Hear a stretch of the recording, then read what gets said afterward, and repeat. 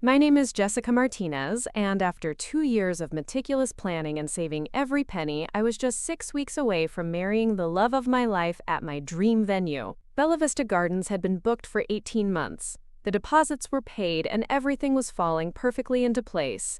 Then I got a phone call that shattered my world. The venue coordinator's voice was apologetic but firm, as she explained that my wedding had been canceled due to a family emergency I never reported, and the date had been transferred to someone else. Someone with my exact last name. Someone who had used my credit card to pay the transfer fees. When I saw my sister Ashley's smug smile at our family dinner that night, posting photos of herself at MY Venue on Instagram, I knew my worst nightmare had come true. Before we jump back in, tell us where you're tuning in from, and if this story touches you, make sure you're subscribed, because tomorrow I've saved something extra special for you. Growing up in Riverside, California, in a modest 2-story house on Maple Street, I learned early that being the responsible one came with both privileges and burdens. My father Robert worked construction, leaving before dawn and returning home covered in dust and exhaustion. My mother Linda managed the chaos of elementary school administration, while somehow keeping our household running on a budget that required careful planning for every purchase. Neither of my parents had attended college, but they instilled in me and my older sister Ashley the belief that hard work and smart choices could build a better future. Our neighborhood was the kind where kids rode bikes until the streetlights came on, and parents knew each other's business whether they wanted to or not. The Martinez household was known for my mother's legendary tamales at Christmas, and my father's willingness to help neighbors with home repairs. We weren't wealthy, but we were stable, and that stability came from my parents' relentless dedication to making sure their daughters had opportunities they never did. Ashley and I occupied very different roles in this family ecosystem. She was 3 years older and possessed the kind of effortless charisma that made teachers remember her name years after she'd moved on to the next grade. Ashley could walk into a room and immediately become its center, drawing people toward her with stories that grew more elaborate with each telling. She was naturally beautiful, with the kind of confidence that made her popular without trying. Teachers loved her enthusiasm, even when her homework was incomplete or her projects clearly rushed. I, on the other hand, was the daughter who never needed reminding about chores or homework deadlines. While Ashley charmed her way through high school with barely passing grades and a social calendar that kept her out most weekends, I maintained honor roll status and worked part-time at the local library to save money for college. My parents appreciated my reliability, but their faces lit up differently when Ashley told stories about her adventures or brought home friends who filled our quiet house with laughter. The contrast between us became more pronounced as we entered our 20s. Ashley moved from job to job, usually in retail or food service, often leaving when conflicts arose with managers or when she found something that seemed more exciting. Her resume read like a tour of every mall and restaurant in Riverside County. She lived at home with our parents, contributing sporadically to household expenses when she remembered or when they directly asked. Her room remained exactly as it had been in high school, filled with clothes she couldn't afford and makeup that cost more than my monthly grocery budget. Meanwhile, I had graduated from UC Riverside with a marketing degree and landed a position at Sterling & Associates, a small but growing marketing firm downtown. The work was challenging and the pay modest, but it offered health insurance, consistent hours, and opportunities for advancement. I moved into a 1-bedroom apartment in downtown Riverside with my boyfriend David, a quietly brilliant accountant who shared my belief that financial responsibility was the foundation of a secure future. David and I had met during our senior year of college in a statistics class that nearly broke both our spirits. He was the patient tutor who helped me understand probability distributions, and I was the organized study partner who kept him on track for deadlines. Our relationship developed with the same steady reliability that characterized both our personalities. We talked about marriage within our first year together, not in the breathless, dramatic way of movie romances, but with the practical consideration of two people who genuinely enjoyed building a life together. When David proposed on a hiking trail overlooking the city where we'd built our careers, the ring was modest but chosen with careful attention to my preferences. He had saved for 8 months to buy it, and his proposal speech included both heartfelt declarations of love and a detailed explanation of how we could afford the wedding we wanted if we planned carefully and saved diligently. It was perfectly us, and I said yes before he finished his prepared remarks. Our family's reactions to the engagement revealed the different worlds David and I came from. His parents, both college professors, immediately began discussing venue options and vendor recommendations, with the systematic approach of people accustomed to planning major events. They offered to contribute to the wedding costs and suggested meeting with a financial planner to discuss our long-term goals as a married couple. My parents were thrilled but overwhelmed by the logistics and expenses involved in wedding planning. They wanted to help but weren't sure how, given their own financial limitations and lack of experience with formal events. My mother immediately began worrying about whether our house was nice enough for pre-wedding gatherings, and whether she knew how to organize the kind of reception that would make us proud. Ashley's reaction was the most complicated. She congratulated me with enthusiasm that felt genuine in the moment, but I caught something in her expression that made me uneasy. She asked detailed questions about our timeline, our budget, and our venue preferences with an intensity that seemed excessive for sisterly interest. When I mentioned that we were planning for an 18-month engagement to save money and secure our preferred vendors, she made comments about how long engagements sometimes led to people changing their minds or finding better options. David and I began wedding planning with the same methodical approach we brought to everything else in our lives. We created spreadsheets comparing venue costs, vendor reviews, and timeline requirements. We opened a dedicated savings account and calculated exactly how much we needed to set aside each month to afford the wedding we envisioned without going into debt. Every decision was researched, discussed, and made with careful consideration of both our dreams and our financial reality. The venue search led us to Vista Gardens, an outdoor wedding location in the hills above Riverside that perfectly captured what we both wanted for our special day. The property featured terraced gardens with mountain views, a charming chapel for ceremonies, and reception spaces that could accommodate our guest list of 80 people. The venue fee was $8,000, which represented a significant portion of our budget but felt worth it for the magical setting it provided. Booking Bella Vista required a deposit equal to half the venue fee, with the balance due 30 days before the wedding. The waiting list was extensive, and our preferred date in June was available only because of a recent cancellation. We paid the deposit immediately and signed a contract that made the booking official. For the first time since getting engaged, the wedding felt real rather than theoretical. My passion for event planning had emerged during college when I volunteered to organize our sorority's annual fundraiser. What started as a reluctant acceptance of an unwanted responsibility became a revelation about my natural abilities and genuine interests. I discovered that I had an intuitive understanding of how to coordinate multiple vendors, manage timelines, and create experiences that exceeded people's expectations while staying within budget constraints. The fundraiser was supposed to be a simple dinner and auction that had previously raised around $5,000 annually. Under my management, it became an elegant evening that incorporated local business partnerships, creative decorating solutions, and entertainment that cost almost nothing but created an atmosphere of luxury and sophistication. We raised nearly $15,000 that year, and the event received coverage in the local newspaper for its innovation and success. Professor Williams, who advised our sorority, suggested that I consider event planning as a career focus within my marketing major. She connected me with alumni working in the industry and helped me secure an internship with a wedding planner in Newport Beach during my final semester. The internship confirmed that I had found my calling, combining creativity with logistics, people skills with business acumen. Working with brides taught me that weddings represented far more than parties or celebrations. They were expressions of couples' values, dreams, and relationships with their families and communities. The most successful weddings weren't necessarily the most expensive, but rather those where every detail reflected the personalities and priorities of the people getting married.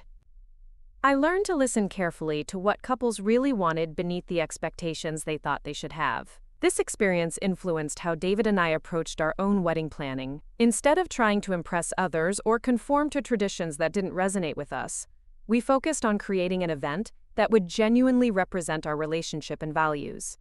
We wanted elegance but not ostentation, personalization but not eccentricity, celebration but not excess. The vision we developed for our wedding at Vista Gardens incorporated elements that were meaningful to both our families, while reflecting our own style and preferences. The ceremony would take place in the garden chapel during the golden hour before sunset, with reception tables arranged on the main terrace overlooking the valley. We planned a menu featuring both traditional Mexican dishes that honored my heritage and contemporary California cuisine that reflected our current life in Riverside. David's contribution to the planning process was invaluable, not just financially but creatively. His accounting background helped us track expenses and identify areas where we could save money without compromising our vision. His calm temperament balanced my tendency toward perfectionism, and his genuine excitement about the details made the planning process feel like a collaborative adventure rather than a stressful obligation. We spent weekends visiting vendors, tasting food, and comparing options with a thoroughness that had made us successful in our respective careers. Every decision was documented in our wedding binder, a comprehensive organization system that became a source of pride and occasional obsession. Friends joked that our wedding planning was more detailed than some people's business plans, but the process gave us confidence that our special day would unfold exactly as we envisioned. Preparing and narrating this story took us a lot of time, so if you are enjoying it, subscribe to our channel. It means a lot to us. Now back to the story. The guest list development revealed the complexity of merging two families with different social styles and expectations. David's family tended toward intimate gatherings with close friends and extended family members who had known each other for decades. My family preferred larger celebrations that included neighbors, co-workers, and anyone who had played a meaningful role in our lives. Finding a middle ground required diplomatic conversations and careful consideration of venue capacity and budget implications. Ashley's involvement in these discussions was sporadic but intense when it occurred. She would disappear for weeks without asking about wedding plans, then suddenly appear with strong opinions about decisions we were making. She criticized our choice of colors as too predictable, our venue as too expensive for what it offered, and our timeline as unnecessarily long. Her suggestions always involved more dramatic, expensive, or complicated alternatives that would have fundamentally changed the character of the celebration we wanted. When I asked Ashley to be my maid of honor, her acceptance felt more obligatory than enthusiastic. She agreed to fulfill the traditional responsibilities, but made comments about how bridesmaid duties were outdated, and how modern women shouldn't be expected to spend money on someone else's wedding vision. Her attitude made me uncomfortable, but I attributed it to her general discomfort with formal events and her financial stress about the expenses involved in being part of a wedding party. The months of planning that followed were filled with small victories and minor setbacks that are typical of any major event organization.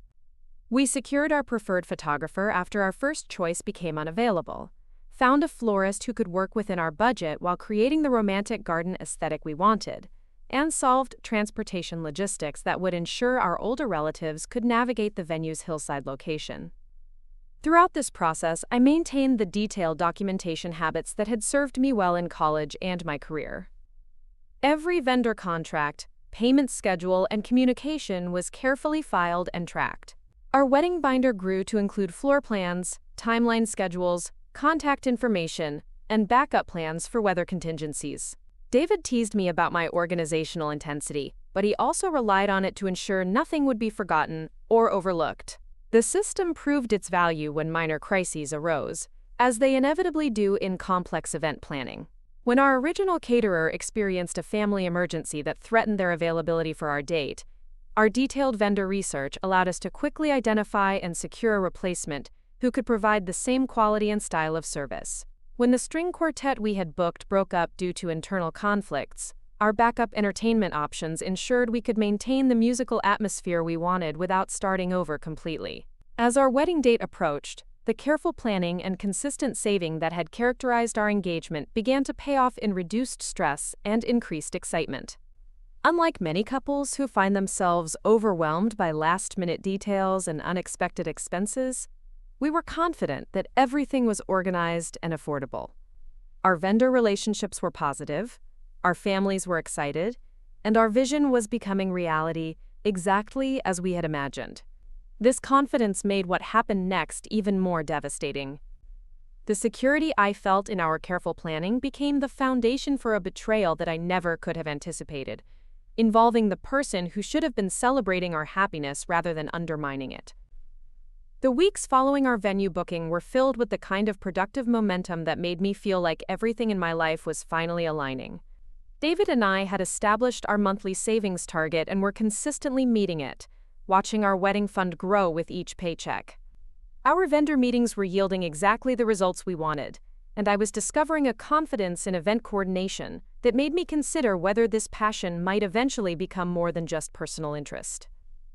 During this period, I began sharing our planning journey with friends and coworkers who were either recently married or contemplating engagements themselves. My desk at Sterling & Associates became an informal consultation center where colleagues would stop by during lunch breaks to flip through our vendor portfolios and ask advice about their own event planning challenges. Sarah from accounting was planning her sister's baby shower and needed recommendations for affordable catering. Mike from the creative department wanted to propose to his girlfriend and was seeking guidance on photographers who specialized in engagement sessions. These conversations revealed how much I had learned during our planning process and how much I enjoyed helping others navigate the complex world of event coordination.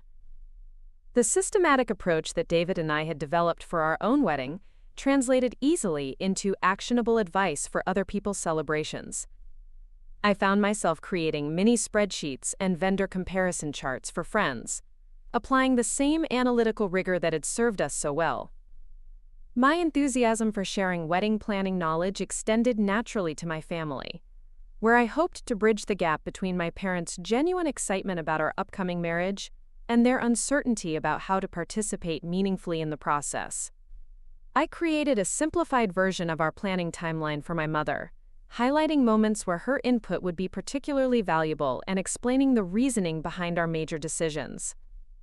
These family conversations took place primarily during our traditional Sunday dinners at my parents' house on Maple Street, gatherings that had anchored our family routine since Ashley and I were children.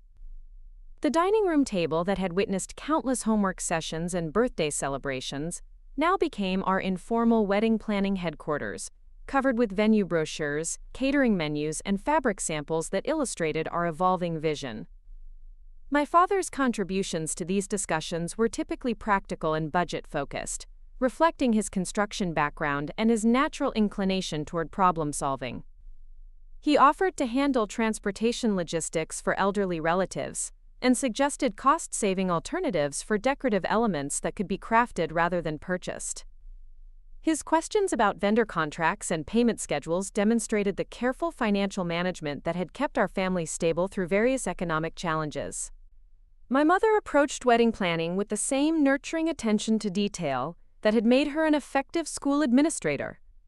She wanted to understand not just what we were planning, but why each decision mattered to us as a couple. Her questions about guest list considerations and family tradition incorporation showed her desire to ensure that our celebration would honor both our individual preferences and our collective family values. Ashley's participation in these Sunday planning sessions was inconsistent and often disruptive in ways that initially seemed like typical sibling teasing but gradually revealed a more problematic pattern.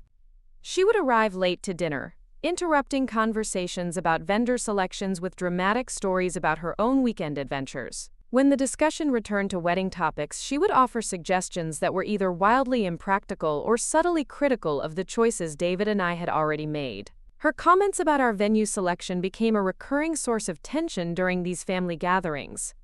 Ashley insisted that Bella Vista Gardens was overpriced for what it offered, and that we were being taken advantage of by vendors who targeted naive couples with more money than sense. She claimed to have friends who had found better venues for half the cost and suggested that our 18-month planning timeline was excessive for what she characterized as a simple outdoor party. These criticisms stung not just because they questioned our judgment, but because they seemed designed to undermine the confidence and excitement that had been building throughout our planning process. Ashley's alternative suggestions invariably involved more expensive, more elaborate, or more complicated options that would have required us to abandon the carefully crafted vision we had developed together. Her version of our wedding would have been larger, flashier, and fundamentally different from the intimate celebration we actually wanted. The most troubling aspect of Ashley's involvement was her tendency to position herself as a more experienced or knowledgeable advisor, despite having no background in event planning. and no current romantic relationship that might justify her expertise. She spoke with authority about vendor negotiations, guest list management, and budget allocation, as though she had successfully coordinated multiple weddings rather than simply attended them as a guest. David's presence during these family dinners provided a stabilizing influence that helped me maintain perspective about Ashley's behavior. His calm responses to her suggestions and his gentle redirection of conversations back to productive topics demonstrated the diplomatic skills that made him such an effective partner in both our relationship and our wedding planning process. He had a talent for acknowledging Ashley's input without committing to implement it, thanking her for her concern while reaffirming our confidence in the decisions we had made. The dynamic between David and Ashley revealed interesting insights into both their personalities and the family relationships that would soon be officially joined through our marriage. David's respectful but firm responses to Ashley's criticisms showed his commitment to supporting our shared vision while maintaining family harmony. Ashley's increasing frustration with his unflappability suggested that she was accustomed to having her opinions carry more weight in family discussions. As the months progressed and our wedding plans became more concrete, I began documenting these family interactions with the same attention to detail that I applied to vendor communications and budget tracking. Initially, this documentation was simply part of my general organizational approach, but patterns in Ashley's behavior began to emerge that made me grateful for the written record of her specific comments and suggestions. The shift from supportive sister to competitive critic was gradual enough that individual incidents could be dismissed as stress or misunderstanding, but the cumulative effect was unmistakably negative. Ashley's questions about our vendor choices became increasingly pointed, her suggestions for alternatives became more insistent, and her comments about our timeline and budget became more frequent and more critical. Ashley's transformation from occasionally difficult sister to active opponent of our wedding plans became undeniable during the spring months leading up to our June ceremony. What had initially appeared to be typical sibling rivalry or financial stress began revealing itself as something more deliberate and more destructive. The pattern of her interference evolved from passive criticism to active attempts to influence our vendor relationships and family dynamics. The first major incident occurred during a vendor meeting that Ashley had asked to attend, claiming she wanted to better understand our planning process so she could be more helpful as maid of honor. We were meeting with Isabella Rodriguez, the florist we had selected after interviewing 6 different professionals and comparing their portfolios, pricing, and availability. Isabella's work perfectly captured the romantic garden aesthetic we wanted, and her prices fit comfortably within our budget allocation for flowers and decorations. Ashley arrived at the florist consultation 20 minutes late, apologizing profusely while explaining that she had been delayed by an unexpected work emergency. Her entrance disrupted the detailed discussion David and I were having with Isabella about centerpiece options and ceremony arch designs. Rather than quietly joining the conversation, Ashley immediately began questioning the choices we had tentatively selected, suggesting that they seemed too traditional or too expensive for the impact they would create. Her questions to Isabella became increasingly pointed and personal, probing about the florist's experience with outdoor venues, her backup plans for weather emergencies, and her policies regarding last-minute changes or cancellations. These were reasonable topics for discussion, but Ashley's tone and approach suggested skepticism about Isabella's qualifications rather than genuine interest in understanding her services. The most problematic moment came when Ashley pulled out her phone and began showing Isabella photographs of floral arrangements she claimed to have seen at recent weddings, asking why our quoted prices were higher than what these other couples had reportedly paid. Isabella responded professionally, explaining the variables that influence floral costs and offering to adjust our proposal if we wanted to modify our selections. But the damage was done to the collaborative atmosphere David and I had been building with our chosen vendor.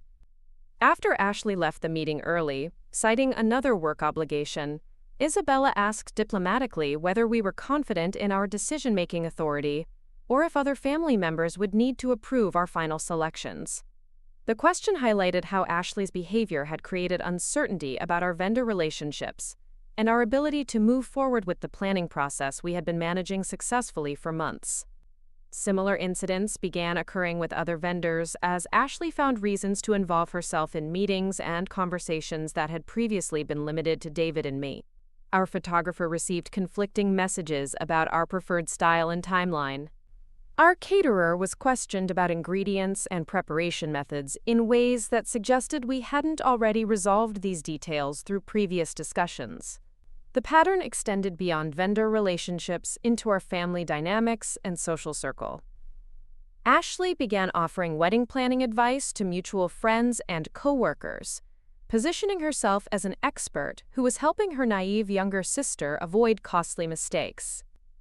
She shared detailed information about our budget, our vendor choices, and our guest list, with people who had no legitimate need to know these private details.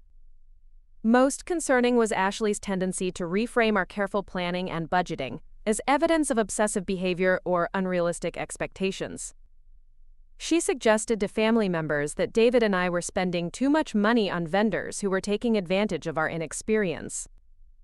She characterized our detailed organization as anxiety-driven perfectionism that was preventing us from enjoying the engagement period and the anticipation of our wedding day. These characterizations were particularly damaging because they contained just enough truth to be believable, while completely misrepresenting our motivations and our actual experience. David and I were indeed spending significant money on our wedding, but within the budget we had carefully calculated and consistently funded. We were indeed highly organized in our planning approach, but this organization was reducing rather than increasing our stress levels. Ashley's ability to undermine our confidence while appearing to offer helpful concern demonstrated a sophisticated understanding of psychological manipulation that I had never fully recognized in our previous interactions. She would begin conversations by expressing admiration for our dedication and excitement about our upcoming marriage, then gradually introduce doubts about specific decisions or vendors that left me questioning choices I had previously felt confident about. The impact of this campaign of subtle sabotage was cumulative and insidious. Individual conversations with Ashley left me feeling vaguely unsettled without being able to identify specific problematic statements. Vendor meetings that had included Ashley's participation felt less productive and more complicated than those we conducted independently. Family discussions about wedding plans became sources of anxiety rather than excitement as I began anticipating Ashley's criticisms and interventions. David's perspective on Ashley's behavior was invaluable during this period because his emotional distance from our family dynamics allowed him to observe patterns that I was too close to recognize clearly. He pointed out that Ashley's questions and suggestions consistently focused on creating doubt and complexity rather than offering constructive solutions. Her alternatives to our chosen vendors were always more expensive, more complicated, or required changes that would cascade through other aspects of our planning. The realization that Ashley was deliberately attempting to sabotage our wedding plans was devastating, not just because of its immediate impact on our preparation process, but because of what it revealed about our relationship and her feelings toward my happiness. The sister who had shared countless childhood experiences and family milestones was actively working to undermine the most important celebration of my adult life. Understanding Ashley's motivations required looking beyond the immediate context of wedding planning to the broader patterns of our relationship and her current life circumstances.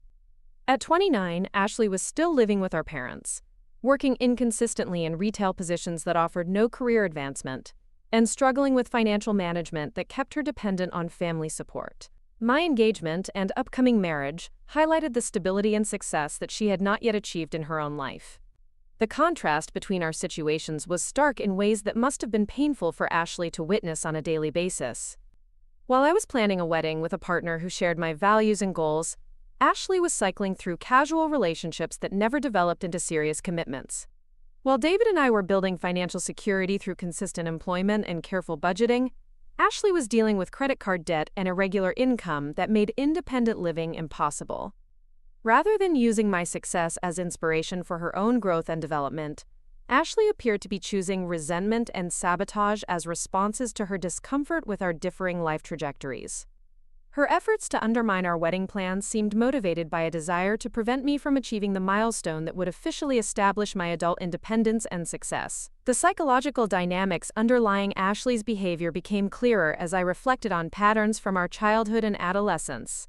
She had always been most supportive of my achievements when they didn't threaten her position as the favored daughter or when they occurred in areas where she felt no competition. My academic success had been acceptable because she had never valued education. My career advancement had been tolerable because she had chosen to prioritize other aspects of life.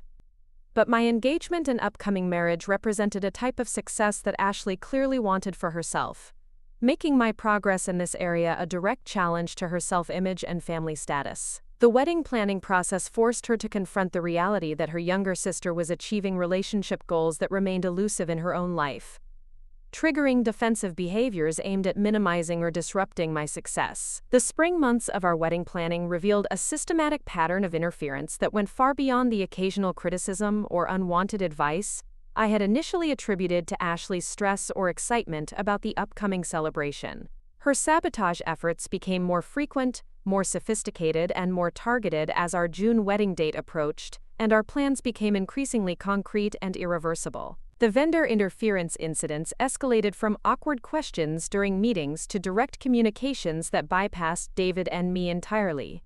Our photographer, Marcus Thompson, called me in early April to clarify conflicting information he had received about our ceremony timeline and preferred shooting style. Ashley had contacted him directly, claiming to be calling on my behalf to discuss last-minute changes to our photography package and schedule. According to Marcus, Ashley had suggested that David and I were having second thoughts about our selected package, and were interested in downgrading to save money.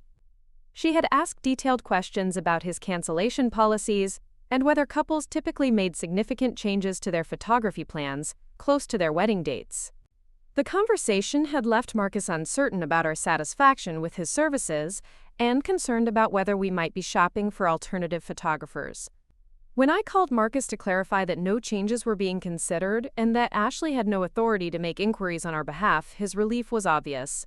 He explained that such last-minute uncertainty from clients was unusual and often indicated broader relationship or financial problems that could affect the wedding day itself.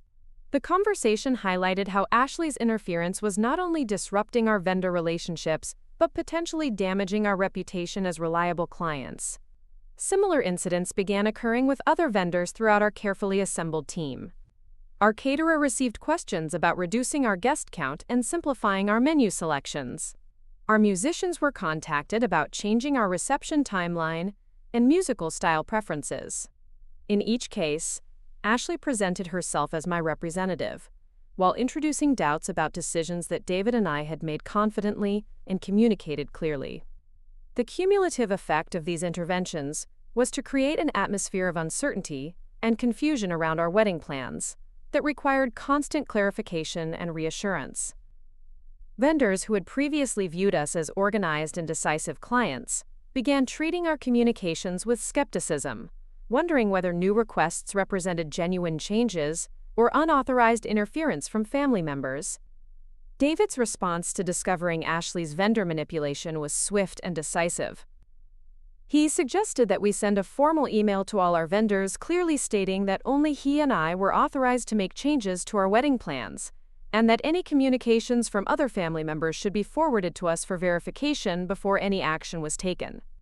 This solution was practical and effective, but it was humiliating to acknowledge that such measures were necessary to protect our wedding plans from sabotage by my own sister. The email communication to our vendors was professionally worded but privately embarrassing, requiring us to admit that we couldn't control our family dynamics and needed external protection from interference. Several vendors responded with understanding and support, mentioning that family conflicts during wedding planning were unfortunately common.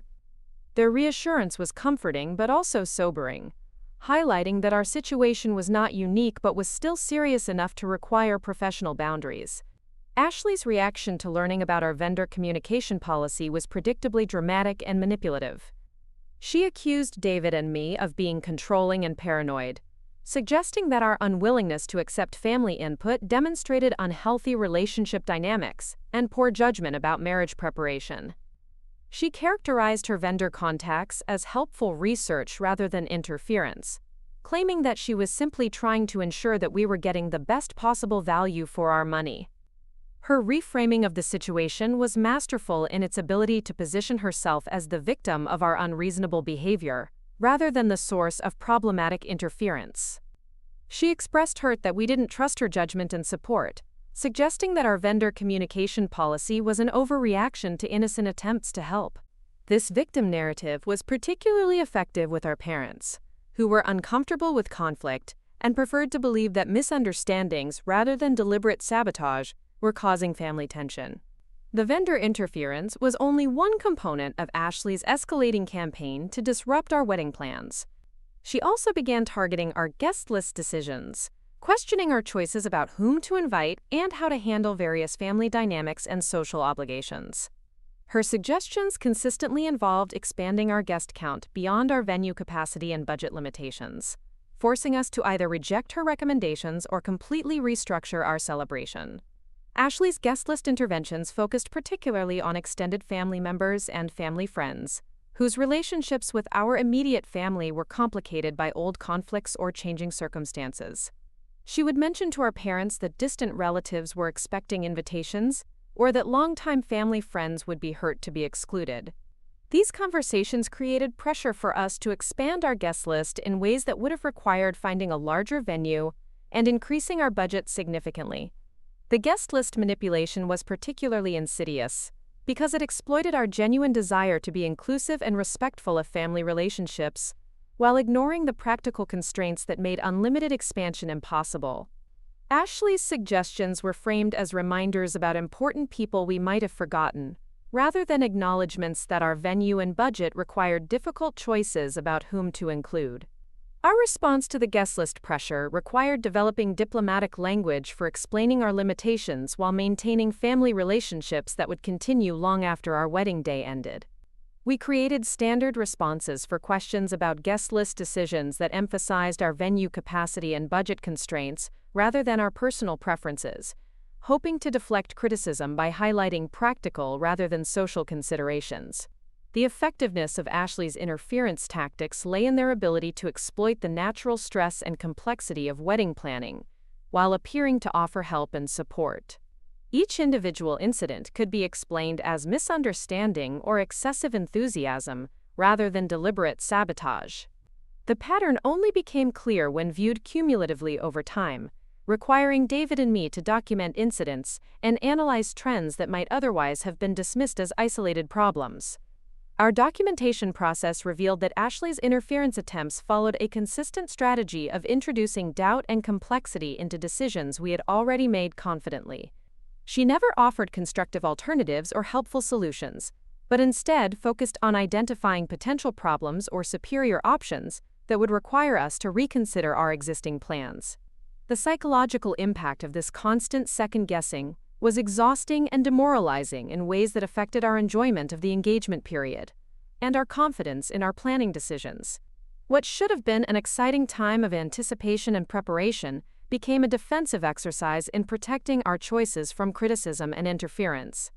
David's support during this period was crucial in maintaining perspective and preventing Ashley's tactics from achieving their apparent goal of disrupting our planning process and damaging our confidence. His analytical approach to the situation helped us identify patterns and develop strategies for managing Ashley's behavior without allowing it to derail our wedding preparations. The realization that family support could not be assumed or taken for granted was a painful but important lesson that influenced how we approached not only our wedding planning, but also our expectations for our marriage and our relationships with extended family members. Ashley's behavior forced us to establish boundaries and communication protocols that would serve us well in managing future family dynamics as a married couple.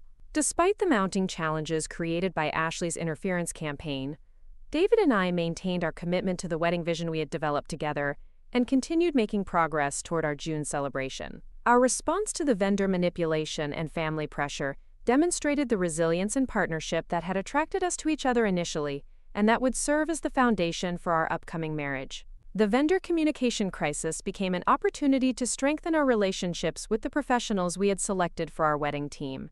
Rather than simply sending the defensive email about authorization protocols, we scheduled individual follow-up meetings with each vendor to reaffirm our enthusiasm for working with them and to clarify any concerns that might have arisen from Ashley's unauthorized contacts. These meetings revealed the professionalism and experience of the vendors we had chosen so carefully during our selection process.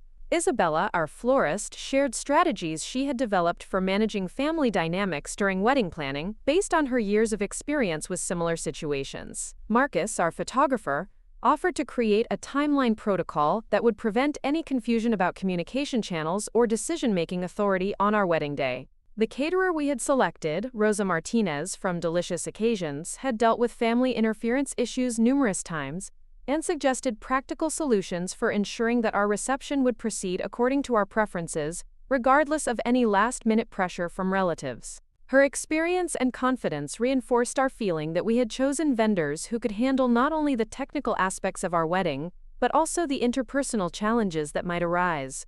Our venue coordinator at Bella Vista Gardens, Jennifer Walsh, became an unexpected ally in managing Ashley's interference attempts. When Ashley contacted the venue directly to ask questions about our booking and to explore alternative arrangements, Jennifer forwarded the inquiry to us and implemented a client protection protocol that required written authorization for any discussions about existing bookings. Jennifer's professional handling of Ashley's venue inquiry provided a template for how we could protect our wedding plans while maintaining family relationships that would continue beyond our celebration.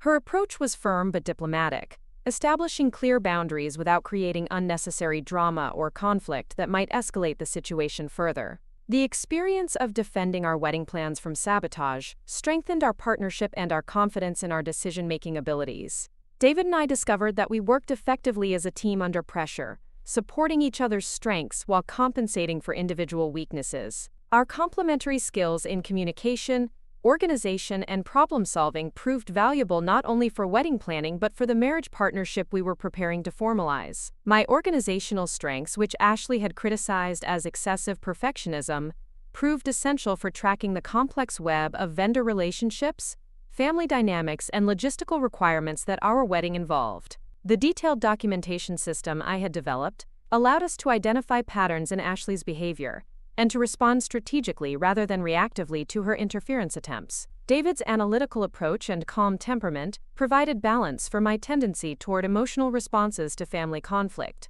His ability to separate Ashley's personal issues from our wedding planning priorities helped us maintain focus on our goals while avoiding unnecessary confrontations that might have escalated tensions without solving underlying problems. Our financial management throughout the engagement period demonstrated the stability and responsibility that would characterize our approach to marriage and family building. Despite the stress and complications created by Ashley's interference, we continued meeting our savings goals and maintaining the budget discipline that made our wedding celebration affordable without compromising our long-term financial security. The wedding savings account that had seemed like a distant goal when we first calculated our target amount was steadily growing with each month's contribution. Our ability to maintain consistent progress toward our financial objectives while managing family crisis demonstrated the strength of our partnership and our commitment to our shared future. Our vendor relationships, rather than being damaged by Ashley's interference, actually became stronger as we worked together to address the challenges her behavior had created. The crisis revealed which professionals were truly committed to our success and which had the experience and flexibility to handle complicated family dynamics without compromising service quality. The collaborative problem-solving that emerged from managing Ashley's sabotage attempts created a foundation of trust and communication with our vendor team that would serve us well on our actual wedding day. We had tested our systems under pressure and confirmed that our planning approach was sound, and our professional relationships were solid. Our guest list management required diplomatic skills that helped us maintain relationships with extended family members, while honoring our venue and budget limitations. The pressure from Ashley's interventions forced us to articulate our priorities and communicate our decisions clearly, resulting in guest list selections that genuinely reflected our values and relationships. The experience of managing family conflict during our engagement period provided valuable preparation for the ongoing relationship management that marriage would require. We developed communication strategies and boundary-setting techniques that would help us navigate future challenges while maintaining our partnership priorities and protecting our shared goals. Our resilience during this challenging period was supported by friends and coworkers who provided perspective and encouragement when family dynamics became overwhelming. The informal wedding planning consultations I had been offering to colleagues evolved into a mutual support network where people shared experiences and strategies for managing various celebration challenges.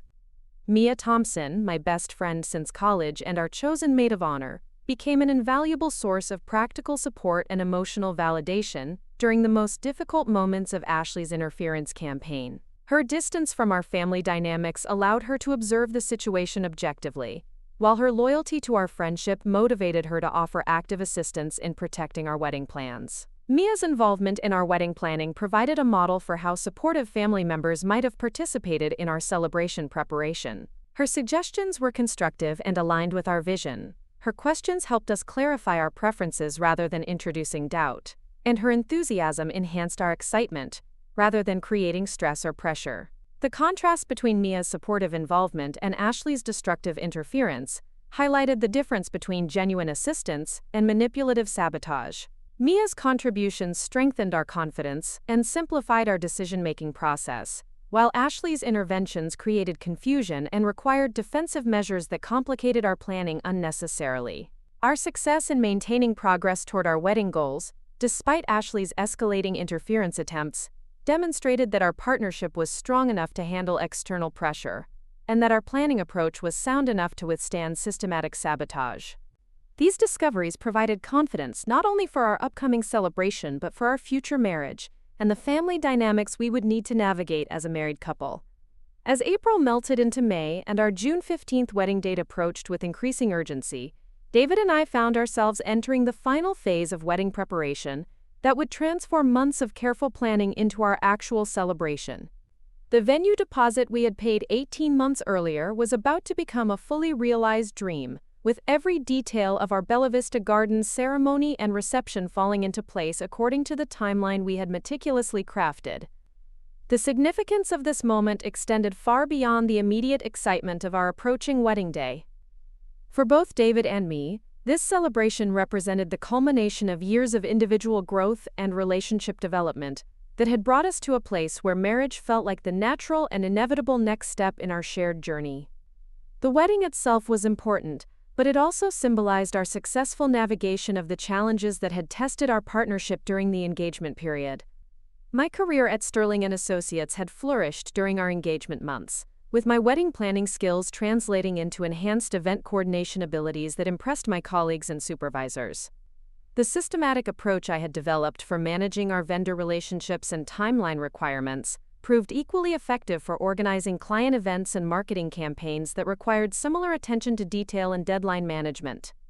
The recognition I received at work for these enhanced organizational abilities led to conversations with my supervisor about potential career advancement opportunities that might involve more event planning and client relationship management.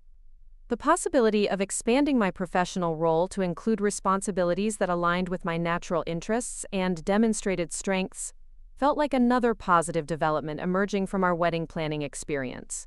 David's experience managing our wedding budget and vendor negotiations had similarly enhanced his professional skills and confidence in client relationship management. His ability to analyze complex financial arrangements and communicate clearly about budget constraints had impressed his colleagues at the accounting firm where he worked. Several clients had specifically requested his assistance with personal financial planning and business event coordination based on his demonstrated expertise. The personal growth we had both experienced during our engagement period made our approaching marriage feel like a celebration of not only our commitment to each other, but also our individual development into the people we wanted to become as partners. The challenges we had overcome together, including Ashley's interference campaign, had strengthened our communication skills and our confidence in our ability to handle whatever difficulties married life might present. Our vendor team had evolved into a collaborative network of professionals who understood our vision and were personally invested in making our celebration successful. The relationships we had built with Isabella, Marcus, Rosa, and Jennifer felt more like partnerships than simple business transactions. Their enthusiasm for our wedding plans and their professional expertise created a foundation of support that made the final preparation weeks exciting rather than stressful. The guest responses to our invitations had exceeded our expectations, with acceptance rates that confirmed our careful consideration of whom to include in our celebration. Friends and family members who mattered most to us were planning to attend, and their excitement about our wedding was evident in their phone calls, emails, and conversations about travel arrangements and accommodation plans. My parents had overcome their initial uncertainty about how to participate meaningfully in our wedding celebration and had found ways to contribute that honored both our preferences and their desire to support our marriage. My father had volunteered to coordinate transportation for elderly relatives who needed assistance getting to the hillside venue. My mother had taken responsibility for organizing the rehearsal dinner at a local restaurant that could accommodate our wedding party and immediate family members.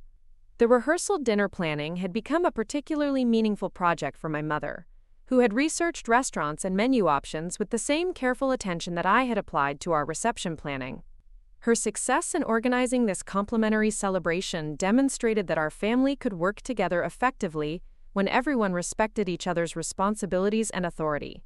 David's family had integrated seamlessly into our wedding preparations, offering practical assistance and emotional support that enhanced rather than complicated our planning process.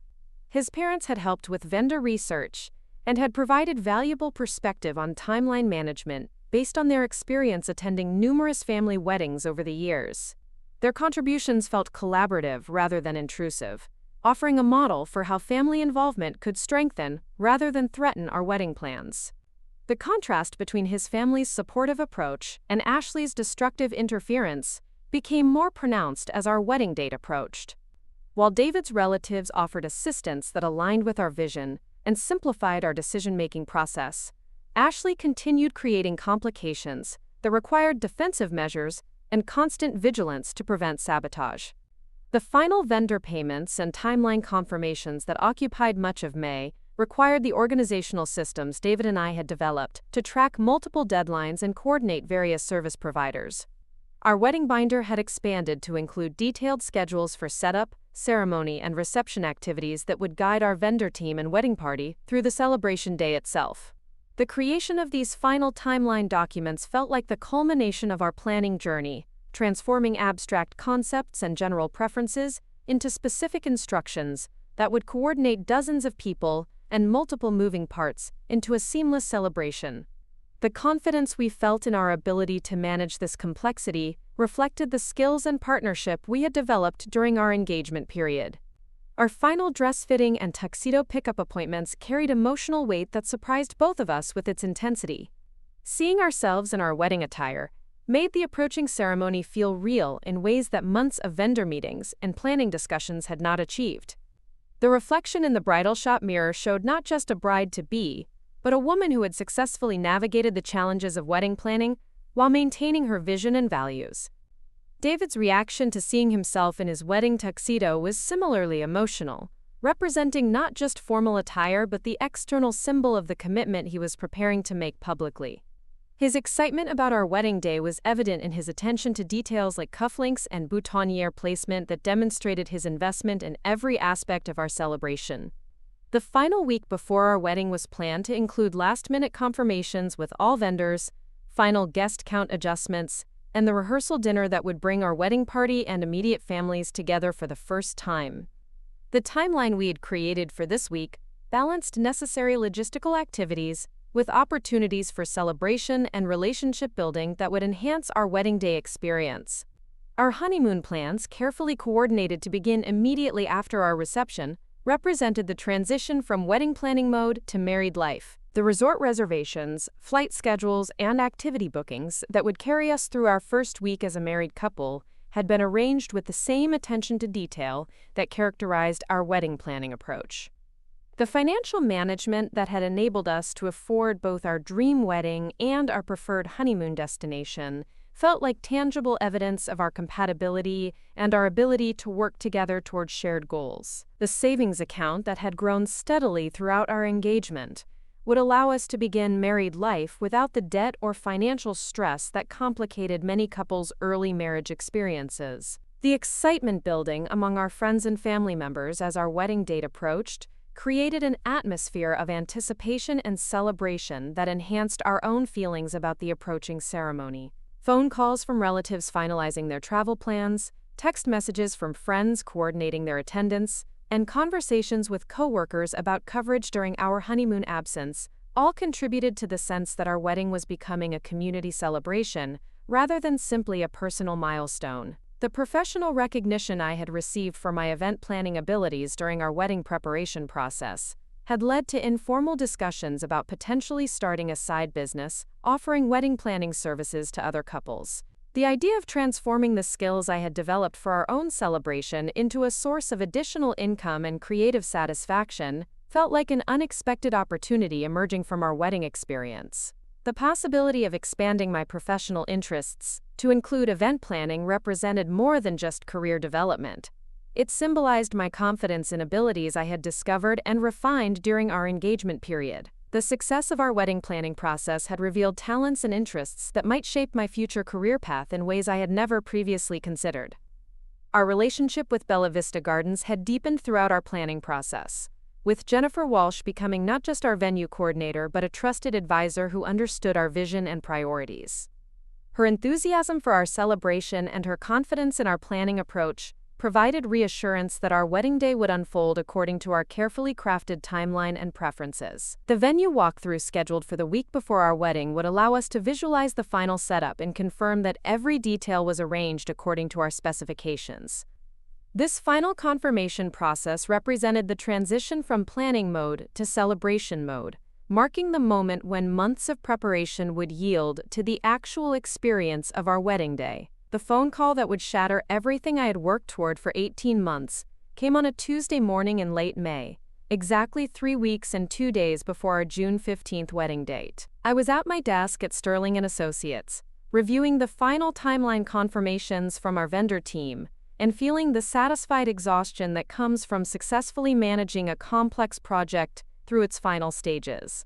The caller ID showed Bella Vista Gardens, and I answered expecting a routine confirmation about our upcoming venue walkthrough.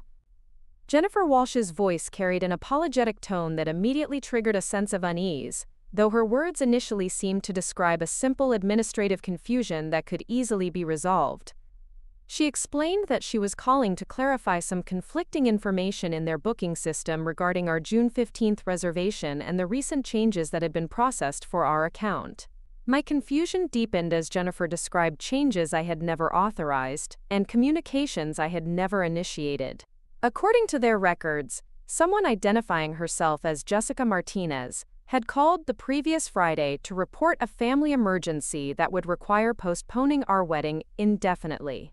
This caller had requested that our June 15th date be released immediately so that another family member could secure the venue for a celebration that needed to be scheduled urgently. The conversation continued with Jennifer explaining that the person who had called claimed to be acting on my behalf due to my emotional unavailability following the reported family crisis. This caller had provided specific details about our booking, including our contract number and the names of our other vendors, information that had convinced the venue staff that she was legitimately authorized to make changes to our reservation. The administrative nightmare that Jennifer was describing seemed surreal and impossible, like a bureaucratic error that would be quickly corrected once I explained that no family emergency had occurred and no changes to our booking had been authorized. I assured Jennifer that I was fine, that no emergency had occurred, and that I absolutely had not requested any modifications to our wedding reservation. Jennifer's response revealed the devastating scope of what had actually transpired during that Friday phone call. The person who had impersonated me had not simply requested a postponement of our wedding, but had specifically transferred our June 15th date to another booking under the name Ashley Martinez, for a celebration scheduled at exactly the same time we had planned to be married. The administrative details of this transfer became increasingly horrifying as Jennifer explained the process that had been followed to accommodate what the venue staff believed was a legitimate family request. Ashley had provided our original booking confirmation number and had answered security questions about our vendor selections and guest count that proved her familiarity with our wedding plans. Most devastating of all, Ashley had used my credit card to pay the venue transfer fees and date change penalties that totaled nearly $1,500, charges that had been processed through the payment method on file for our original booking. The transaction had appeared legitimate, because Ashley was using financial information that was already associated with our venue reservation. Jennifer's professionalism was evident, as she explained that Bella Vista Gardens took booking security seriously and followed strict protocols for processing changes. but that Ashley's detailed knowledge of our wedding plans and her access to our financial information had satisfied their verification requirements. The venue staff had genuinely believed they were assisting a family member during a crisis, rather than facilitating theft of our wedding date. The immediate practical implications of Ashley's venue theft were staggering and seemed to multiply with each minute of my conversation with Jennifer. Our June 15th date was no longer available, and the next available weekend that could accommodate our guest count was not until September, a delay of 3 months that would require rescheduling every aspect of our celebration and potentially conflicting with other commitments our guests had already made. The financial implications were equally devastating, involving not just the venue transfer fees that Ashley had charged to my credit card, but potentially requiring forfeiture of deposits paid to other vendors whose services were specifically contracted for our original date. The carefully constructed budget that had made our dream wedding affordable would be destroyed by the costs of rescheduling and the loss of deposits that could not be recovered. Jennifer offered to investigate whether any options might be available for restoring our original booking, but her tone suggested that the legal transfer process Ashley had initiated would be difficult, if not impossible, to reverse without cooperation from all parties involved. The venue's policy protected clients who had legitimately secured bookings, which meant that Ashley's reservation would be honored, even though it had been obtained through deception. The emotional impact of realizing that my own sister had stolen my wedding date hit me like a physical blow, making it difficult to concentrate on the practical problems Jennifer was describing, or to formulate coherent responses to her questions about how we wanted to proceed. The betrayal felt more devastating than any of Ashley's previous sabotage attempts, because it threatened not just details or vendors, but the fundamental existence of our planned celebration. My immediate response was to demand that Jennifer reverse the transaction and restore our original booking, but the legal and administrative complexities she described made clear that the venue's hands were tied by their own policies and contractual obligations. Ashley had followed their official procedures for booking changes, however fraudulently, and the venue could not simply undo a legitimate transaction without risking legal liability. The conversation with Jennifer lasted nearly an hour as we explored every possible avenue for resolving the crisis she had described. Her genuine sympathy and her willingness to research alternatives could not overcome the administrative reality that Ashley had successfully stolen our wedding date through a carefully planned deception that exploited both her family relationship and her knowledge of our planning details. After ending the call with Jennifer, I sat at my desk in a state of shock that made it impossible to focus on any of my work responsibilities or to formulate a plan for addressing the catastrophe that had just been revealed.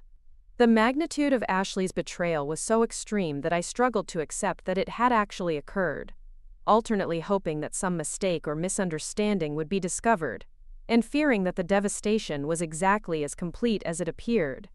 My first instinct was to call David and share the devastating news, but the prospect of having to explain Ashley's theft to the person who had invested as much time, money, and emotional energy in our wedding plans as I had felt almost unbearable. The conversation would require me to admit that my family dynamics were so dysfunctional that my own sister had stolen our wedding venue, a revelation that would reflect not just on Ashley but on me and my judgment about family relationships. The practical urgency of the situation demanded immediate action despite my emotional paralysis, as every hour of delay would make it more difficult to secure alternative arrangements or to minimize the financial and logistical damage Ashley had created. The vendor notifications, guest communications, and financial assessments that would be required to address this crisis would need to begin immediately if we had any hope of salvaging our June wedding plans. The realization that Ashley had access to my credit card information and had been able to make unauthorized charges forced me to confront the possibility that this venue theft might not be the only financial fraud she had committed. The trust that had led me to maintain her as an authorized user on several of my credit accounts now seemed like dangerous naivety that might have enabled additional theft I had not yet discovered. The prospect of reviewing my credit card statements to assess the full scope of Ashley's financial fraud added another layer of violation to the betrayal she had already committed. The time and energy required to investigate and address unauthorized charges would compete with the urgent need to secure alternative wedding arrangements, creating impossible choices about how to prioritize my response to this crisis. My coworkers began to notice my distress as I remained at my desk throughout lunch hour, making phone calls and staring at my computer screen without accomplishing any productive work. The support and concern they offered was touching but felt inadequate to address the scope of the disaster I was facing, highlighting how completely Ashley's actions had disrupted not just our wedding plans but my ability to function normally in any aspect of my life. The afternoon hours passed in a blur of phone calls to vendors, credit card companies, and David as I began the overwhelming process of assessing the damage Ashley had created and exploring what options might exist for addressing the crisis. Each conversation revealed new complications and additional costs that made the prospect of salvaging our June wedding increasingly unlikely and financially devastating. The drive to my parents' house on Maple Street felt like traveling toward a battlefield, where I would face not only Ashley's deception, but also the family dynamics that had enabled her theft of our wedding venue. The evidence I carried with me included printed emails from Jennifer Walsh confirming the venue transfer, credit card statements showing the unauthorized charges, and screenshots of Ashley's social media posts that revealed her knowledge of details she should not have possessed. David had insisted on accompanying me to this confrontation despite my initial reluctance to subject him to what I anticipated would be a dramatic and painful family scene. His presence provided moral support and served as a witness to whatever Ashley might claim about her actions or motivations. His calm demeanor and analytical approach to problems offered a stabilizing influence that I knew I would need when facing Ashley's inevitable denials and manipulations. The family dinner that was typically a source of comfort and connection now felt like walking into a trap where Ashley would have the advantage of familiar territory and parental support. The dining room where we had discussed wedding plans throughout our engagement would become the setting for confronting the ultimate sabotage of those carefully developed celebrations. Ashley's car in the driveway confirmed that she was home, eliminating any possibility that this conversation might be delayed or avoided. The prospect of facing her immediately after discovering her theft felt both necessary and terrifying, requiring me to maintain composure while addressing the most devastating betrayal I had ever experienced from a family member. My parents greeted David and me with the usual warmth, commenting on our early arrival and asking whether we wanted to join them for dinner. Their normal behavior highlighted how completely unaware they were of the crisis that Ashley had created, suggesting that she had not shared her venue theft with them or had misrepresented her actions in ways that concealed their true nature. Ashley emerged from the kitchen with her characteristic confidence, showing no signs of guilt or anxiety that might indicate awareness that her fraud had been discovered. Her casual greeting and normal demeanor suggested either remarkable acting ability or genuine belief that her actions were justified and would not result in serious consequences. The moment of confronting Ashley directly required summoning every ounce of self-control I possessed to avoid screaming accusations that would immediately escalate the situation beyond any possibility of productive resolution.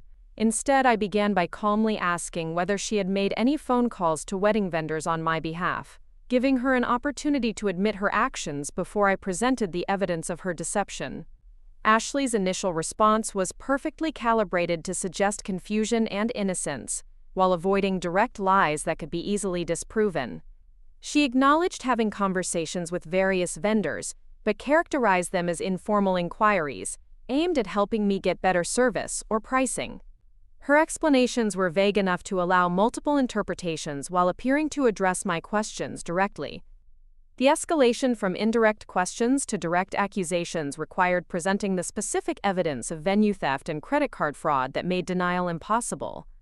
When I showed Ashley the emails from Jennifer Walsh documenting her impersonation and venue transfer, her expression shifted from confident innocence to defensive anger that revealed her awareness of having been caught in actions she could not explain away. Ashley's response to being confronted with undeniable evidence of her theft was to attack my character and judgment rather than acknowledging or explaining her own behavior. She accused me of being controlling and obsessive about wedding planning, suggesting that my inflexibility about vendors and details had created stress that justified her intervention to protect the family from the consequences of my poor decisions. Her reframing of venue theft as protective intervention demonstrated the sophisticated manipulation skills that had enabled her sabotage campaign throughout our engagement period. Rather than accepting responsibility for fraud and deception, Ashley positioned herself as a concerned sister whose actions were motivated by love and family loyalty, rather than jealousy and competition. The involvement of our parents in this confrontation revealed the extent to which Ashley had prepared them to support her version of events, rather than investigate the truth of her actions. Their immediate response was to call for calm and understanding, rather than demanding explanations for the evidence of theft and fraud that David and I had presented. My father's reaction focused on minimizing the severity of Ashley's actions and emphasizing the importance of family unity during what he characterized as a misunderstanding rather than deliberate sabotage. His suggestion that we could work together to find solutions demonstrated his unwillingness to acknowledge that Ashley had committed serious crimes that could not be resolved through family discussion and compromise. My mother's response was to express concern about the stress that wedding planning had created for everyone in the family and to suggest that Ashley's actions, however misguided, were motivated by genuine worry about my well-being and happiness. Her characterization of venue theft as an expression of sisterly concern reflected either complete denial about Ashley's motivations or active complicity in enabling her destructive behavior. The family's collective response to Ashley's theft revealed dynamics that I had never fully recognized, despite years of experiencing their effects.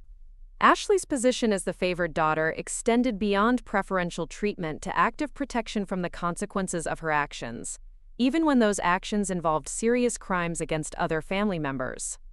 David's presence during this confrontation provided an objective perspective that highlighted how abnormal and destructive these family dynamics were for someone observing them from outside. His attempts to focus the conversation on the practical and legal implications of Ashley's actions were consistently redirected by my parents toward emotional appeals for understanding and forgiveness. The revelation that Ashley had been using my credit cards for unauthorized purchases beyond the venue theft emerged gradually as I pressed for details about her financial access and spending patterns. Her admission that she had been making various purchases on my accounts for months revealed a pattern of fraud that extended far beyond the wedding-related theft I had initially discovered. Ashley's justification for this ongoing financial fraud centered on her characterization of our credit card arrangement as a family resource that she was entitled to use for legitimate expenses. Her definition of legitimate expenses included clothing, entertainment, and personal items that had nothing to do with emergencies or shared family obligations, revealing a sense of entitlement that made her venue theft seem like a natural extension of existing behavior. The total amount of unauthorized charges that Ashley had made on my credit cards became apparent as I reviewed statements during our confrontation, revealing thousands of dollars in fraudulent spending that had been carefully concealed through minimum payments and strategic timing. The financial impact of her ongoing theft was far greater than the venue-related charges that had initially brought her fraud to my attention. My parents' reaction to learning about the extensive credit card fraud was to suggest that family financial arrangements were private matters that outsiders should not judge or interfere with. Their characterization of David as an outsider, despite his upcoming marriage into the family, revealed their determination to protect Ashley from consequences, even when her actions threatened the stability and happiness of other family members.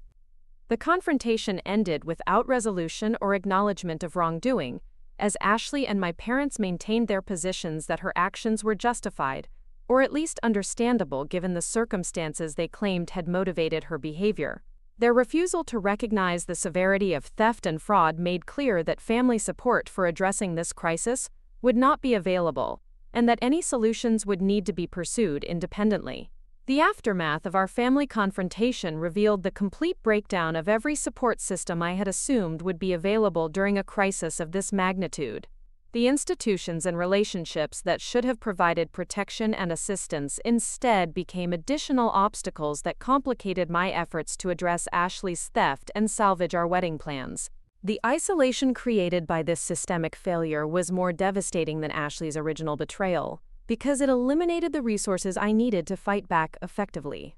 My parents' response to the undeniable evidence of Ashley's venue theft and credit card fraud evolved from initial denial to active obstruction of any attempts to hold her accountable for her actions. Rather than supporting my efforts to recover our stolen wedding date or pursue legal remedies for the financial fraud, they began a campaign to pressure David and me into accepting Ashley's behavior and finding ways to accommodate her competing wedding plans. The phone calls from my parents in the days following our confrontation focused on emotional manipulation designed to make me feel guilty for threatening family unity. By insisting on consequences for Ashley's crimes, my mother's tearful pleas for forgiveness and understanding positioned Ashley as a victim of stress and poor judgment, rather than a perpetrator of deliberate fraud who had stolen thousands of dollars and destroyed months of careful planning. My father's approach was more direct but equally manipulative, suggesting that my insistence on pursuing the venue theft issue demonstrated selfishness and an inability to prioritize family relationships over material concerns. His characterization of our wedding venue as replaceable while family relationships were permanent revealed his complete misunderstanding of both the practical implications of Ashley's theft and the emotional significance of her betrayal. The family's collective decision to protect Ashley from consequences extended to active interference with my attempts to address the crisis she had created. When I tried to discuss potential legal remedies with relatives who might provide perspective or support, I discovered that my parents had already contacted them with explanations that portrayed me as vindictive and Ashley as misunderstood, effectively poisoning potential sources of family assistance. The extended family members who might normally have offered support during a crisis had been preemptively convinced that the conflict was the result of wedding stress and sibling rivalry, rather than criminal fraud that threatened my financial security and emotional well-being. Their suggestions that I should be more understanding and forgiving revealed how successfully my parents had reframed Ashley's theft as a family misunderstanding rather than serious wrongdoing. The breakdown of family support was compounded by institutional failures that made recovering our stolen wedding venue legally and practically impossible, despite the clear evidence of fraud and deception. The legal system's protection of Ashley's fraudulently obtained venue booking prioritized contract stability over justice, making it impossible to restore our original reservation without her voluntary cooperation. Bella Vista Gardens policies, which were designed to protect legitimate customers from arbitrary cancellations, instead protected Ashley's fraudulent booking and prevented the venue from correcting the theft she had committed. Jennifer Walsh's sympathy and willingness to explore alternatives could not overcome contractual obligations that treated Ashley's deceptive venue transfer as a valid business transaction. The credit card company's response to my reports of unauthorized charges was frustratingly bureaucratic and focused on documentation requirements that were difficult to satisfy given Ashley's status as an authorized user on my accounts. The family relationship that had enabled her theft also complicated efforts to pursue fraud remedies, as the financial institutions treated disputes between authorized users as civil matters rather than criminal fraud. The vendor relationships that had been a source of strength throughout our wedding planning process became additional sources of stress and financial pressure, as Ashley's venue theft created cascading problems that threatened our contracts and deposits. The photographers, florists, caterers, and musicians we had carefully selected were suddenly facing scheduling conflicts and date availability issues that could result in cancellation fees and lost deposits. Marcus Thompson, our photographer, was sympathetic to our situation but could not guarantee availability for alternative dates without compromising other bookings he had accepted for the summer wedding season. The scheduling conflicts created by Ashley's theft meant that securing his services for a rescheduled wedding would require significant additional fees and might not be possible at all during peak wedding months. Isabella Rodriguez, our florist, faced similar complications, as the flower varieties and seasonal arrangements we had selected for our June wedding would not be available for fall alternatives, requiring complete redesign of our floral plan and potentially significant cost increases. The careful budget planning that had made our original wedding affordable was being destroyed by the need to replace vendors and absorb cancellation penalties. Rosa Martinez from Delicious Occasions explained that catering availability for alternative dates was extremely limited during wedding season, and that securing comparable service would require booking dates that might conflict with our guests' schedules, or accepting significantly higher costs for last-minute arrangements. The domino effect of Ashley's venue theft was destroying every aspect of our carefully coordinated celebration, The financial institutions that should have provided protection against fraud instead became additional obstacles as I attempted to recover the money Ashley had stolen and prevent further unauthorized use of my credit accounts. The process of removing her as an authorized user and disputing fraudulent charges required extensive documentation and would take weeks or months to complete, leaving our wedding budget depleted at the moment when we most needed financial resources to address the crisis. The legal system's response to Ashley's theft was equally frustrating, as law enforcement agencies were reluctant to pursue criminal charges in cases involving family relationships and authorized credit card access. The district attorney's office suggested that the venue theft and financial fraud were civil matters that should be resolved through family mediation rather than criminal prosecution, effectively providing Ashley with immunity from consequences for her actions. The insurance coverage that should have protected our wedding investments was invalidated by policy exclusions for family-related fraud and disputes involving authorized users, eliminating another potential source of financial recovery. The legal protections that existed for wedding planning disasters did not extend to theft by family members who had legitimate access to planning information and financial accounts.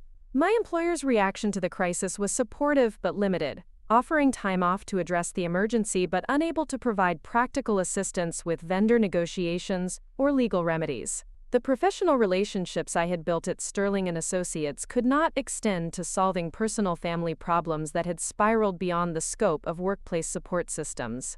David's family offered emotional support and practical assistance, but their resources were limited, and their willingness to become involved in legal disputes with my family was understandably constrained. Their sympathy and offers to help with alternative planning could not overcome the systemic failures that made recovering from Ashley's theft nearly impossible. The wedding industry professionals who should have been allies in addressing vendor complications were constrained by their own business relationships and contractual obligations that limited their ability to assist with the crisis Ashley had created. The collaborative network that had been essential to our successful planning process was suddenly powerless to address the systematic destruction of our celebration. The discovery that every institution and relationship I had counted on for support during a crisis was either unwilling or unable to provide effective assistance created a sense of complete isolation that was more devastating than Ashley's original theft. The realization that I would need to solve this crisis independently, without family support or institutional protection, forced me to confront the reality that the relationships and systems I had trusted were fundamentally inadequate for addressing serious wrongdoing by family members. The systemic failure that enabled Ashley's theft and prevented meaningful consequences for her actions revealed broader problems with how institutions handle family-related fraud and the protection of victims when perpetrators exploit legitimate access and trusted relationships. The gap between legal theory and practical remedies left me vulnerable to ongoing victimization without effective recourse through official channels. The morning after confronting my family's complete betrayal and institutional indifference, I woke up with a clarity that surprised me. The shock and devastation of discovering Ashley's theft had given way to something harder and more focused. I realized that waiting for justice from systems designed to protect perpetrators rather than victims was pointless. If I wanted my life back, I would have to take it back myself. David found me at the kitchen table at 5 a.m, surrounded by printed credit card statements, vendor contracts, and legal documents I had been studying since before dawn. The methodical approach that had made our wedding planning successful would now be applied to dismantling Ashley's fraud and exposing the full scope of her deception. Every transaction, every unauthorized charge, every lie she had told was going to be documented and verified. The credit card statements revealed a pattern of theft that was far more extensive and systematic than I had initially realized. Ashley hadn't simply stolen our wedding venue. She had been funding an entire lifestyle through fraudulent use of my financial accounts. The charges dating back 6 months showed purchases at high-end clothing stores, expensive restaurants, luxury spa treatments, and vacation bookings that totaled more than $20,000. Each fraudulent transaction told a story of entitlement and calculation that made Ashley's theft feel even more personal and devastating. She had used my credit cards to buy the dress she would wear to steal my wedding venue. She had charged the engagement ring for her secret boyfriend Marcus to my account. She had even used my financial information to book the honeymoon trip she was planning to take immediately after destroying my celebration. The documentation process required calling every merchant and service provider to obtain detailed records of Ashley's purchases and to establish the timeline of her fraudulent activity. The customer service representatives were initially skeptical of my claims, but the systematic nature of the evidence and the clear pattern of unauthorized use gradually convinced them to provide the detailed transaction records I needed. David's support during this investigation was invaluable, not just emotionally, but practically. His accounting background enabled him to organize the financial evidence in ways that clearly demonstrated the scope and deliberate nature of Ashley's theft. His analytical approach helped identify patterns and connections that I might have missed in my emotional state, creating a comprehensive picture of fraud that would be impossible for Ashley to explain away. The revelation that Ashley had been planning her own secret wedding for months became clear as we traced her unauthorized purchases and discovered vendor deposits charged to my credit cards for services I had never contracted. She had used my financial information to secure a photographer, a caterer, and a florist for her celebration, essentially forcing me to pay for the wedding she was using to replace mine. The vendor communications we uncovered during our investigation revealed that Ashley had been coordinating her secret wedding with several of the same professionals we had considered but ultimately decided not to hire. Her ability to secure these services during peak wedding season had been enabled by her willingness to charge premium rates to my credit cards without regard for the financial impact on my actual budget. Marcus Rivera, Ashley's secret fiancé, appeared to be completely unaware of the fraud that was funding their wedding plans. The evidence suggested that Ashley had told him her family was paying for their celebration, concealing the theft that made their expensive venue and vendors possible.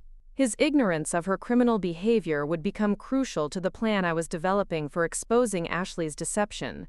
The timeline for Ashley's secret wedding revealed that she had been planning to marry Marcus just 2 weeks before our original June 15th date, using my stolen venue for what she undoubtedly intended as a triumphant demonstration of her ability to achieve the milestone that had eluded her while I succeeded.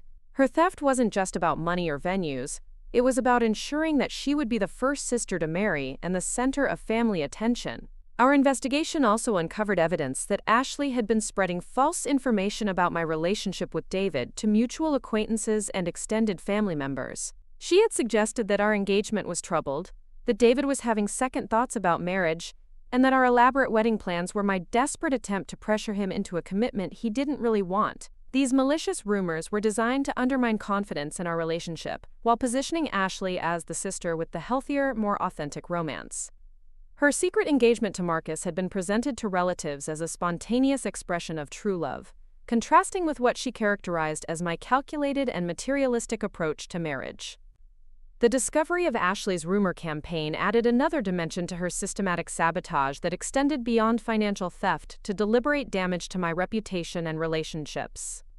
Her efforts to poison family and social connections were aimed at isolating me from potential sources of support, while building sympathy for her own situation. The psychological impact of uncovering the full scope of Ashley's betrayal was almost overwhelming, but it also provided the motivation I needed to develop a comprehensive response that would expose her deception and recover what she had stolen.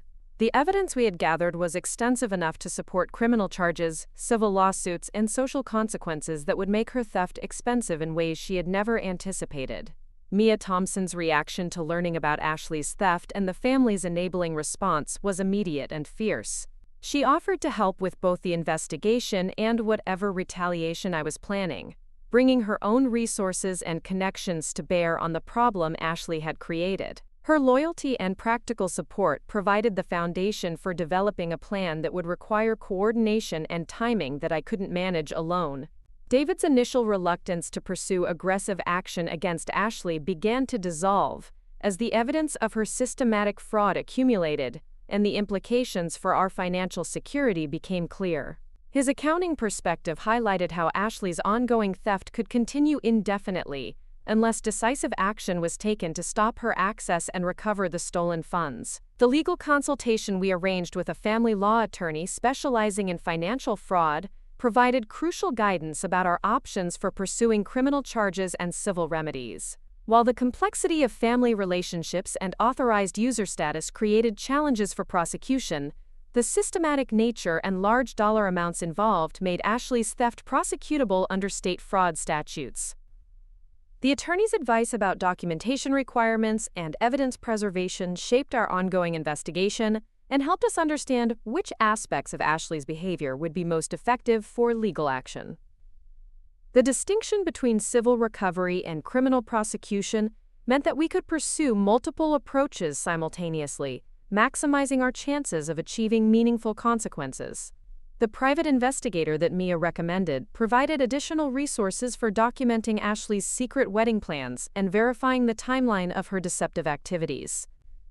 Professional surveillance and investigation capabilities allowed us to gather evidence that would have been impossible to obtain through our own efforts, creating an airtight case that Ashley couldn't challenge or discredit.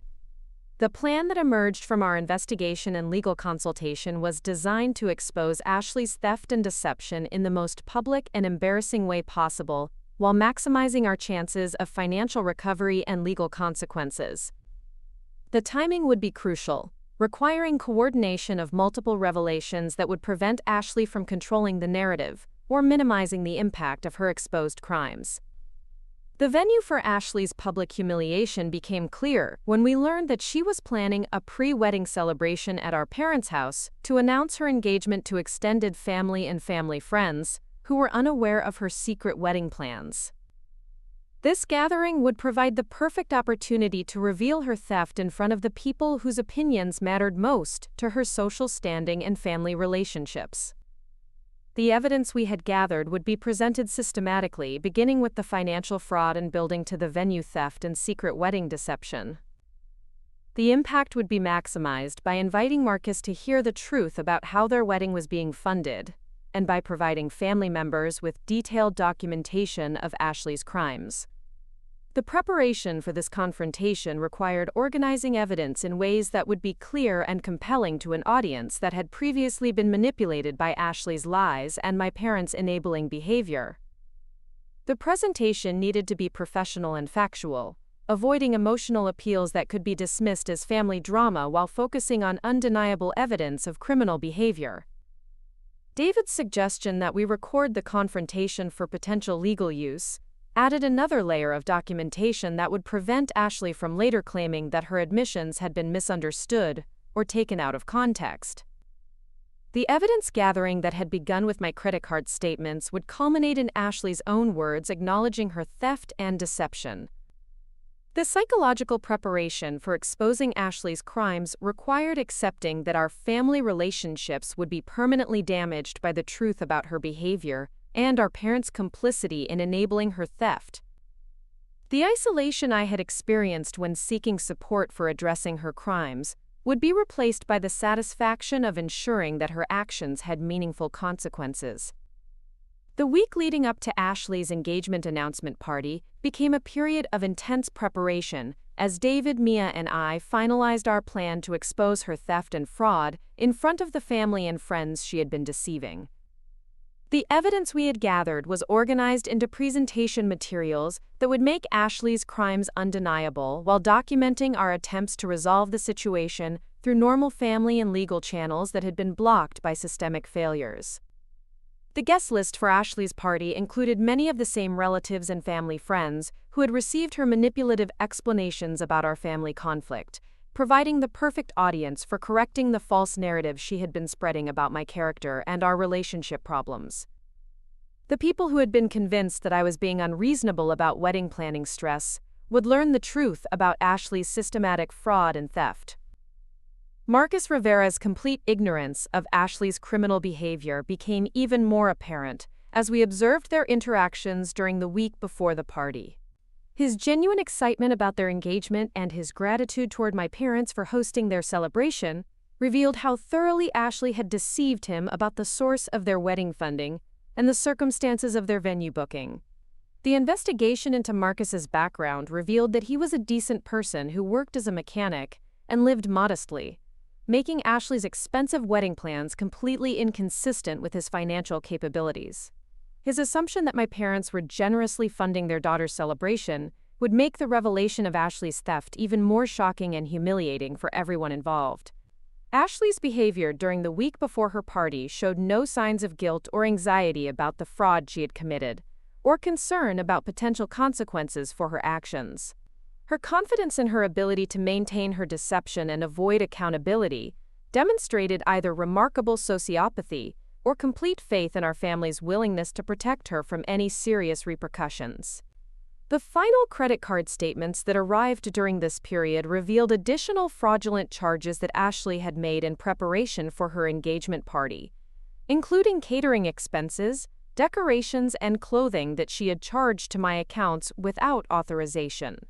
Her theft was continuing even as we prepared to expose her crimes, showing that she felt completely immune to consequences for her behavior. My parents' excitement about Ashley's engagement and their elaborate preparations for her party were painful to witness, knowing that their celebration was funded by stolen money and would end with the exposure of crimes they had been enabling through their refusal to acknowledge reality.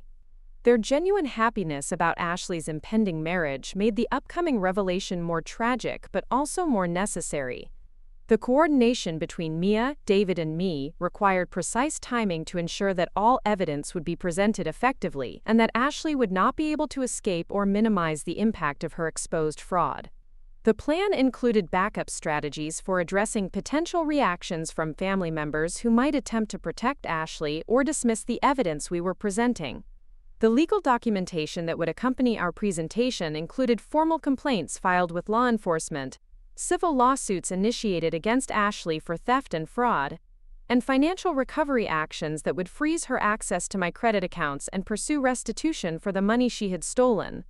The legal consequences would begin immediately following her public exposure, preventing her from claiming that family forgiveness eliminated the need for formal accountability. The private investigator's final report confirmed that Ashley's secret wedding was scheduled for the following weekend at Vista Gardens, using the venue reservation she had stolen through impersonation and the vendors she had contracted using my credit card information. The timing of our revelation would prevent her fraudulent wedding from occurring while exposing the full scope of her deception. David's emotional preparation for the confrontation involved accepting that our own wedding plans would need to be completely reconstructed regardless of the outcome of Ashley's exposure. The damage she had created was too extensive to be repaired in time for our original June date, meaning that our careful planning and excited anticipation had been permanently destroyed by her actions. The vendor notifications that would follow Ashley's exposure were already prepared, informing our original wedding team about the criminal fraud that had disrupted our celebration and requesting their assistance with alternative arrangements that might be possible for later dates. The professional relationships we had built during our planning process would be tested by the crisis Ashley had created. The financial recovery process that would begin after Ashley's exposure included insurance claims, credit card dispute procedures, and legal actions that would take months to complete but offered the possibility of recovering most of the money she had stolen. The systematic documentation we had completed would support these recovery efforts and demonstrate the deliberate nature of her fraud.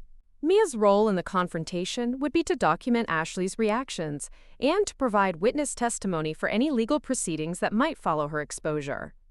Her presence as a neutral observer who could verify Ashley's admissions would strengthen the evidence we were presenting and prevent later attempts to claim that the confrontation had been misunderstood or misrepresented. The psychological impact of preparing to destroy Ashley's carefully constructed deception was complex, involving satisfaction about achieving justice mixed with sadness about the permanent damage that would be done to family relationships. The sister I had grown up with would be revealed as a criminal who had stolen from her own family, ending any possibility of normal sibling relationships in the future. Ashley's final fraudulent purchase was discovered on the morning of her engagement party, when she used my credit card to buy expensive champagne and flowers for her celebration. The symbolism of using stolen money to purchase items for the party where her theft would be exposed provided a perfect conclusion to the evidence we would present about her systematic criminal behavior. The timing of our revelation was planned to occur after the initial celebration activities had allowed guests to enjoy themselves, but before any formal toasts or announcements that would make Ashley the center of positive attention. The moment would be chosen to maximize the audience and to ensure that Ashley could not control or redirect the conversation once her crimes were exposed.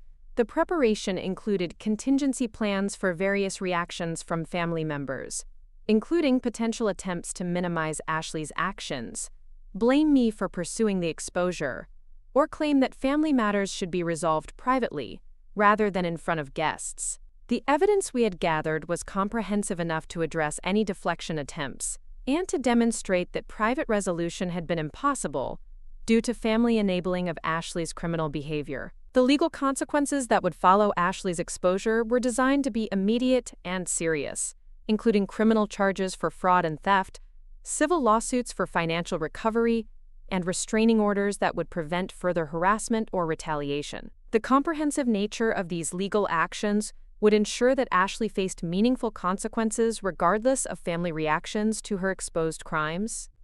The evening of Ashley's engagement party arrived with perfect weather and an atmosphere of celebration that made what was about to unfold feel almost surreal.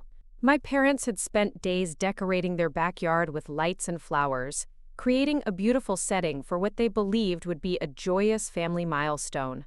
The irony that their efforts were honoring a fraud funded by stolen money added a layer of tragedy to the justice that was about to be served.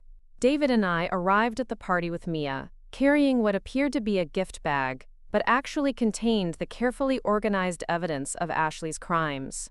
The other guests were family members and friends who had known Ashley for years but had no idea about the systematic fraud she had been committing, or the wedding venue theft that had destroyed our celebration plans. Ashley looked radiant in a dress that I now knew she had purchased with my stolen credit card, playing the role of excited bride-to-be while greeting guests who congratulated her on her engagement to Marcus. Her performance was flawless, showing no signs of anxiety about potential exposure or guilt about the crimes that had made her celebration possible.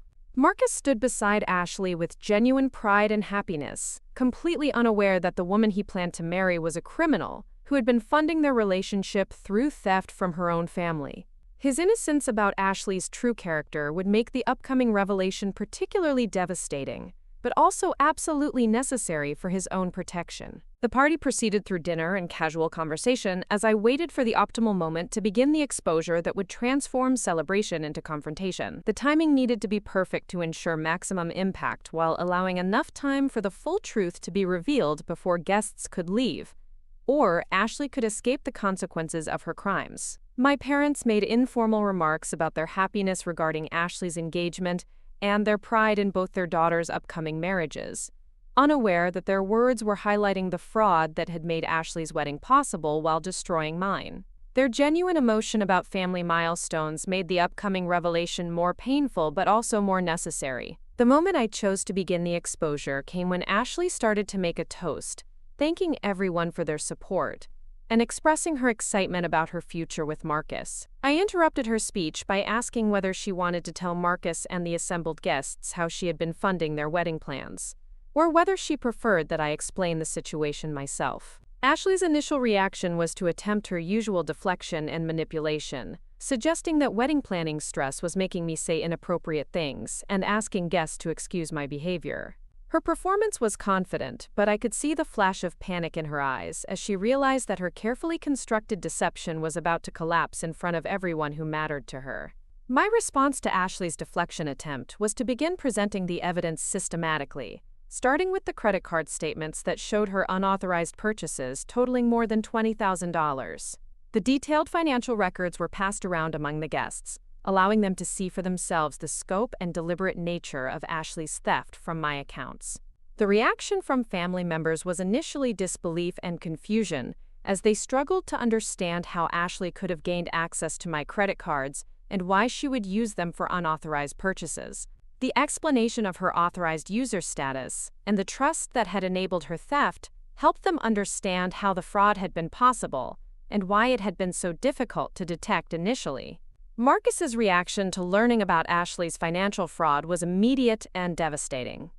His face went pale as he realized that the woman he planned to marry had been systematically stealing from her own family to fund their relationship and wedding plans. His questions about the timeline and scope of her theft revealed his complete ignorance of her criminal behavior.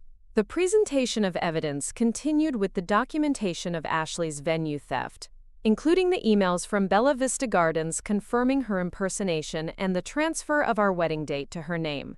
The technical details of how she had convinced the venue staff to process the fraudulent transfer demonstrated the premeditated and sophisticated nature of her deception. Ashley's attempts to defend her actions became increasingly desperate as the evidence mounted and the reactions of guests made clear that her explanations were not credible. Her claims that she had been trying to help me by securing a better venue deal were contradicted by the documented timeline, showing that she had booked the venue for herself rather than arranging any alternative for my celebration. The revelation that Ashley had been planning her secret wedding for months while sabotaging my plans created a ripple of shock through the assembled guests who had believed her cover story about a spontaneous engagement. The systematic nature of her deception and the deliberate timing of her theft made her actions feel even more calculated and malicious. Marcus's decision to confront Ashley directly about her lies and theft provided the most powerful moment of the entire exposure. His questions about what else she had been deceiving him about and his demand for honest answers revealed the depth of betrayal that extended beyond financial fraud to fundamental dishonesty about her character and values. Ashley's breakdown under pressure from Marcus and the assembled guests resulted in partial admissions about her theft, an acknowledgement that she had been using my credit cards without authorization.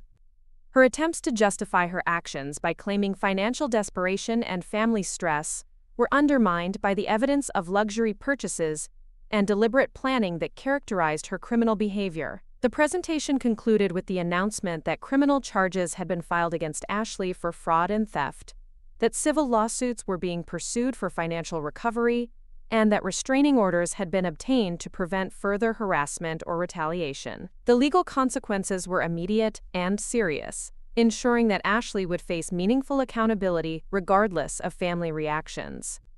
My parents' reaction to the exposure was to attempt damage control by suggesting that family conflicts should be resolved privately, and that involving law enforcement was an overreaction to what they characterized as a misunderstanding between sisters.